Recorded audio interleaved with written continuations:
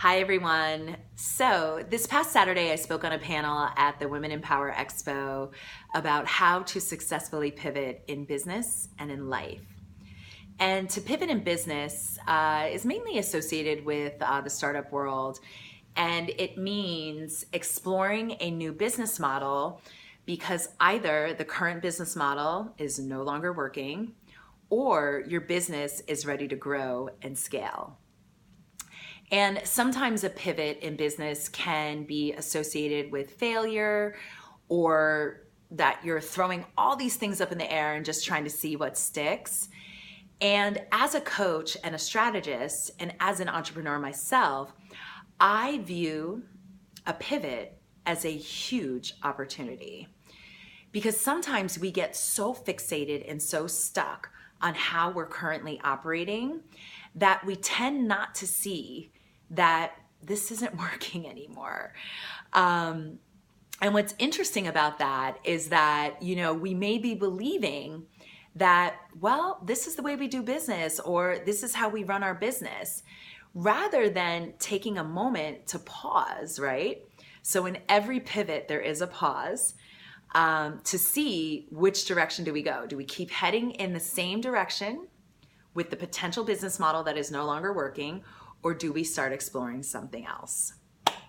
So if things aren't working, or your industry or customer base is evolving and you're still operating and doing business the old way, it could lead to a lot of frustration.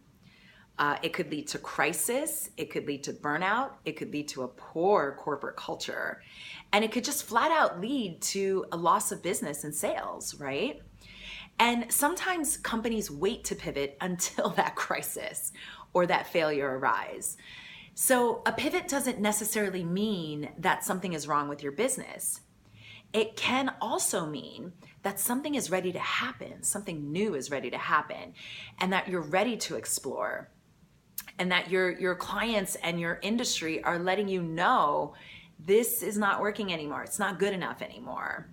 So sometimes a company won't consider a pivot because the money is coming in, right? And especially entrepreneurs in the beginning, man, when the money's coming in, you feel good. You're like, ooh, I got it. I don't want to change anything. And I get curious and I ask my entrepreneurs in that phase, are you still looking at the big picture, right? Are you looking at the pipeline and the business development, right? Because every entrepreneur, we want to grow, we want to scale. And sometimes when the money comes in on a consistent basis, we start to plateau, right? We start to settle. And then if a crisis or anything happens, we kind of got stuck there because we weren't constantly exploring. So when you only focus on the revenue, you may limit the possibility of how many revenue streams are available or are possible. And also you may limit the option to leverage what is working in your business. And a pivot can be incredibly valuable. And for my experience with my business and with my clients, a pivot can be incredibly exciting as well. It's so cool. Especially a pivot, I'll be completely honest, a pivot can also be daunting, right? If you're gonna go in and lift up the hood and let's change all this stuff around, it can be daunting. But yet that is the nature of business. So taking risks, taking a chance on yourself, and taking a chance on this work that you love is a part of doing business. And, we all know there are phases of business growth, and with entrepreneurs, we all, for the most part, we want to scale and grow our business. So a pivot can also just be viewed as a natural occurrence in the startup phase, right? Or any phase of business for that matter. And especially when a product or service is full of passion, when entrepreneurs get too close to their business, they risk losing that wide lens view. And they risk losing that vision of what it takes to grow and scale your company. And you might start trying to put Band-Aids on your business model rather than pausing and pivoting, right? I talk about this a lot with my clients. Like, why are we pushing this boulder up the hill? Let's just let it drop. Drop it. Let's get dirty. Whatever happens from dropping it, and then let's pivot, right? We still know where that boulder is, right? And, there's also this thing where, the possibility of taking things personal, right? So some companies and some entrepreneurs, they don't pivot because they start to think of, taking this personal. Well, my passion has failed, or I have failed, or I'll do anything it takes to make this current business model work, right? Like putting the Band-Aid on or pushing that boulder further up the hill, or what will it look like if I change my business model? And not like what the business model will look like, but what will it look like to others if I change my strategy or my business model? So when we are so passionate about our business, we tend not to see it through that wider lens. And we might only be focusing on short-term possibilities and limitations in the beginning, which makes sense because survival is real in the startup phase. It's very real.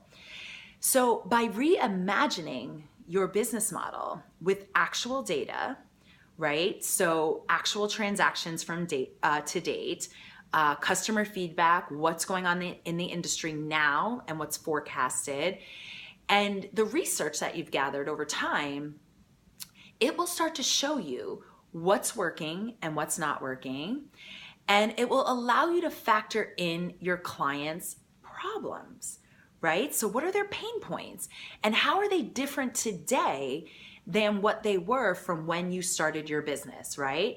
And how are they more defined today? Right? Because now you have all this actual data that you can use to create a new business model that is more accurate for where you are now and where you want to go. And I was just reading this article, which reminded me about how Facebook started as a dating site. Remember that? And in that article, it also shared how YouTube started off as a dating site. I did not know that. Did anyone know that YouTube started off as a dating site? So even in my current business now, when I officially launched my coaching practice, I was set on diving deeper into my health coaching. And after 3 years of owning and running this business, health coaching is about 10% of what I do. And the rest is all mindset coaching and corporate and business strategy. And my recent pivot came from my clients. They shifted their goals from health to their professional and life goals. And they shifted quickly because, health challenges and health goals are easy and quick to accomplish when working with me. And they felt safe and empowered to take a chance on themselves and really dive deeper into their true deep down desires and goals, their true purpose, and their true fulfillment. So, and I was only able to pivot because I listened to my clients and I followed their lead. So I wasn't trying to contain them into health coaching and figure out how I could continue fixing health challenges that they no longer had. And nor did I, kick myself in the pants and try to, question my self-worth or my capabilities or my service. My service is my service. Coaching is coaching. If you put a label on it, it doesn't matter. It's still coaching if you are trained as a master coach. And, in fact, I owe a lot of what I have today from all of those clients I worked with in my first year of this current business. Because all of them led me to getting my master's in transformational coaching and studying neuroscience to really, really understand how decision-making patterns are formed and how we can break them. Woo! And how our ability to make empowered decisions really creates the life that we have right now. So not only is this pivot, not only is it helping my clients soar, the work has also elevated my lifestyle and my happiness and success as well. So I'm curious whether you're an entrepreneur or you're working out of on a project in your company, how do you know when it's time to pivot? Let me know in the comments below. And next week, I'm gonna be talking about this same topic, but pivoting in life. And if you're interested in learning more about pivoting in business, on my website, the link is somewhere here in my profile or in the comments. There, I shared an article by Eric Ries, who's a venture advisor and an entrepreneur, on the 8 ways to pivot your business to kickstart growth, which are really cool and very easy. So I will see you guys soon. Have a great day. Bye.